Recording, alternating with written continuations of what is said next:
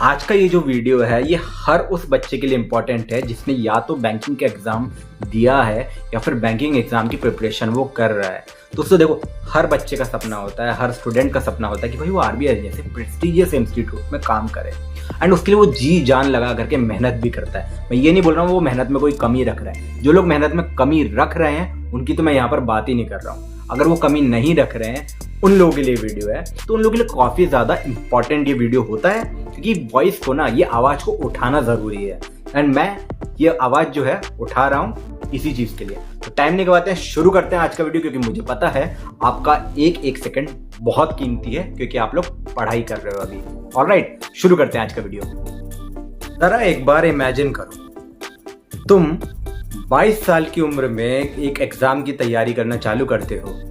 RBI assistant का exam तुम 22 साल की उम्र में देते हो पहली बार। पूरी ईमानदारी के साथ में पढ़ते हो।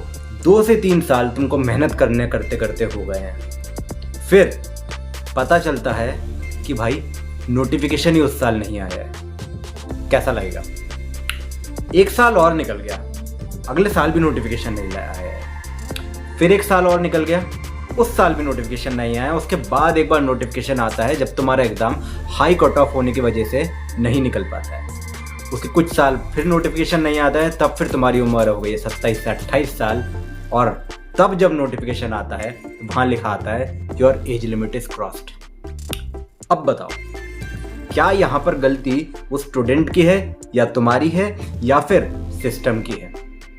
ये एक बहुत बड़ा सवाल है। एक्चुअली में ना कोई छोटा मोटा सवाल है नहीं, बड़ा सवाल है क्योंकि यहाँ पर बच्चे का पूरा करियर डिपेंड कर रहा है, ये बात साफ है। आरबीआई असिस्टेंट का नोटिफिकेशन पर्टिकुलरली यही कर रहा है 3 से 4 साल।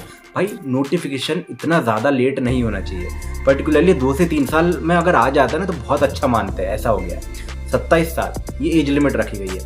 अब भाई सीधा सवाल मैं यहाँ पर पूछ रहा हूँ, एक चीज़, ये सवाल जो है मैं सीधा पूछ रहा हूँ, अगर एग्ज़ाम 2 से 3 साल में आता है तो एज लिमिट 27 क्यों है? ये बताइए आप लोग।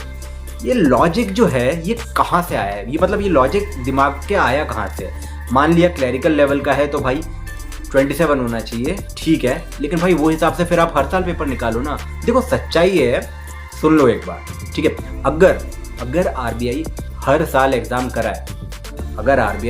एग्ज़ाम कराए, तो एज लिमिट ना 27 भी ठीक है क्योंकि क्लरिकल लेवल का एग्ज़ाम है, मैं फिर से बता रहा हूँ, ठीक है। लेकिन जब आप 2 साल 3 साल मतलब इतने टाइम के बाद एक बार पेपर निकालते हो, कभी 5 साल बाद, मतलब इतना ज़्यादा लेट आपको तो करना ही नहीं है भाई, 5 साल तक तो पहुँच भी मत जाना। तो ये बच्चों की एज ना क्रॉस हो जा रही है वहाँ पर। ये बात आप लोग समझो, मैं जो कहना चाह रहा हूँ वो बात को समझो। नंबर्स मत पकड़ना यहाँ पर, है ना, नंबर्स पकड़ने मत बैठ जाना। तो यहाँ पर फेलियर बच्चे नहीं है क्योंकि कई सारे बच्चे जो इस सीट के हकदार थे वो यहाँ पर रह गए। काय के कारण कि आपने नोटिफिकेशन ही नहीं निकाला।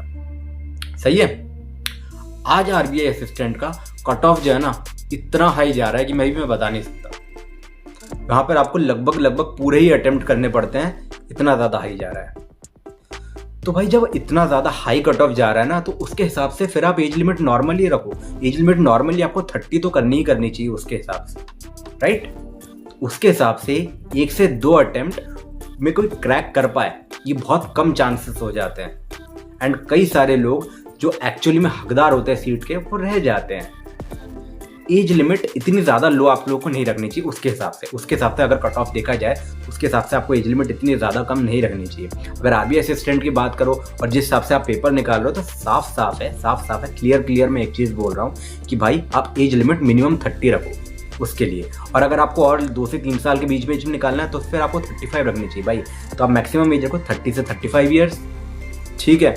अगर आप हर साल निकाल रहे हो लेकिन इतना ज़्यादा हाई कट ऑफ जा रहा है तो आपको नॉर्मली 30 ईयर्स तो करनी चाहिए। क्योंकि आप लोग नोटिफिकेशन लेट निकाल रहे हो, सीधा सा इसी चीज़ पर आकर के सभी बार अटक रही है, राइट। स्टूडेंट 3 से 4 साल अपने वेस्ट कर रहे हैं, बार 2 से 3 साल उनको इतना ज़्यादा टाइम लग रहा है तैयारी करने में एंड उसके बीच में उनका कोई दूसरा एग्जाम निकल जाता है एंड कई बार वो इतने बिजी हो जाते हैं वो ये वाला एग्जाम नहीं दे पाते या फिर उनका इंटरेस्ट ही चला जाता है, राइट। तो आपको यहाँ पर ना गलती थोड़ी सी है, ठीक है। जो एग्ज़ाम अथॉरिटीज़ है पर्टिकुलरली आरबीआई, तो यहाँ पर उनकी थोड़ी सी गलती है। जब इरेगुलरली आप एग्जाम कंडक्ट करवा रहे हो तो 35 की एज ना आप लोग को पूरी तरीके से रख देनी चाहिए।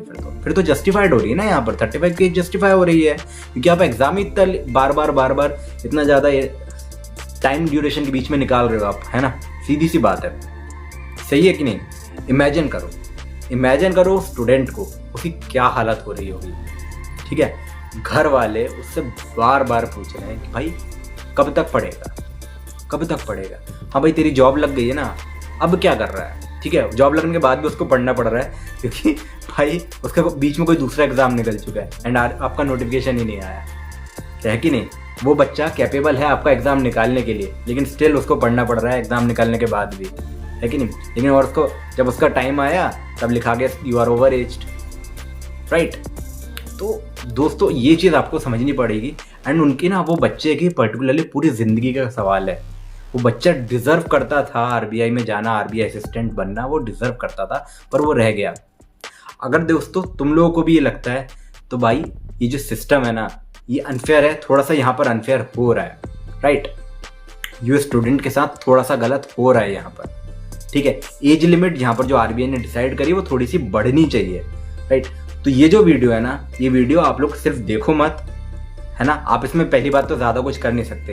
एक छोटा सा काम आप कर सकते हो कि भाई ये वीडियो को शेयर कर सकते हो आप लोग, है कि नहीं। कमेंट कर सकते हो कि भाई आप इसमें क्या क्या इंप्रूवमेंट कर सकते हो, एंड आपके हिसाब से एज लिमिट कितनी होनी चाहिए, ये आप बस कर सकते हो। ये काम है भाई, आपके जितने भी ग्रुप्स हैं, कॉलेज ग्रुप्स हैं, वहाँ शेयर कर सकते हो ये वीडियो को, ठीक है। शायद किसी काम के आदमी तक ये वीडियो पहुँच जाए, एंड मैं जो मैसेज देना चाह रहा हूँ ना, ये मेरी आवाज़ पहुँच जाए वो काम के आदमी तक। थोड़ा वो सिस्टम ये चीज़ पर्टिकुलरली अगर ये चीज़ को सही कर लेगा ना, बहुत सारे बच्चे आप लोग कम सीट्स निकाल रहे हो, बहुत सही बात है भाई, एज लिमिट वो हिसाब से कर दो, कोई इसमें गलती नहीं है।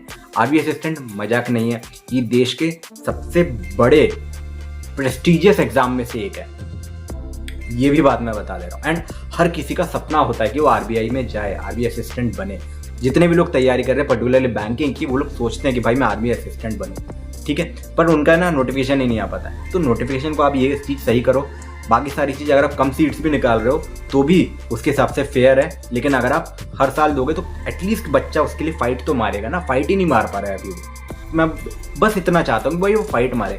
रिजर्वेशन है, चलो ठीक है, फाइट तो मार पाए वो वहाँ पर, ठीक है।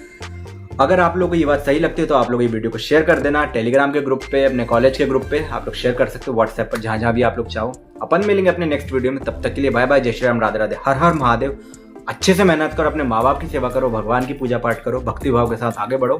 एंड आपके जितने भी कर्म है ना, वो कर्म अगर आप भगवान को डिनोट करके करोगे तो पर्टिकुलरली कभी वो कर्म गलत होगा ही नहीं, क्योंकि आपने वो कर्म ना भगवान को दे दिया है, ठीक है। वो भगवान का कर्म है, आपने भगवान को डिनोट करके वो कर्म किया है, तो कभी वो गलत आप खुद ही नहीं कर पाओगे।